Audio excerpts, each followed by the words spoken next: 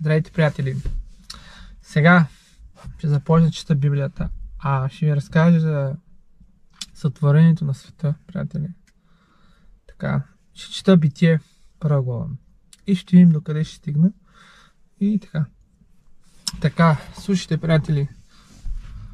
В началото Бог създаде небето и земята. А земята беше пуста и неустроена, и тъмнина покриваше бездната. И Божия дух се носеше над водата. И Бог каза да бъде светлина.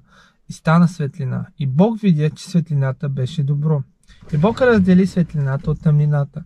И Бог нарече светлината ден, а тъмнината нарече нощ. И стана вечер, и стана утро, ден първи.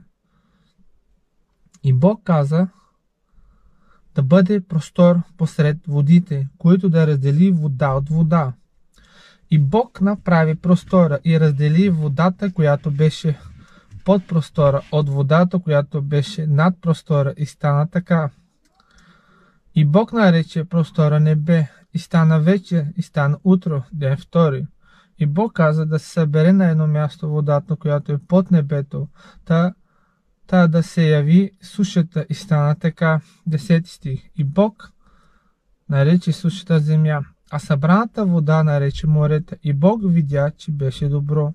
И Бог каза да произрасти земята крехка трева семеносна и плодоносно дърво, което да ражда плод според вида си, чието семе да е в него на земята, и стана така. 12 стих. Земята произрасти крехка трева, която да дава семе според вида си, и дърво, което да ражда плод според вида си, чието семе е в него. И Бог видя, че беше добро. И стана вечер, и стана утро, ден трети. И Бог каза да има светлина на небесния простор, за да разделят деня от нощта. Нека служат за знаци и за показване времената, дните и годините, и да бъдат за светила на небесния простор, за да осветляват земята, и стана така. Бог създаде двете големи светила. По-голямото светило, за да владее деня, а по-малкото светило, за да владее нощта.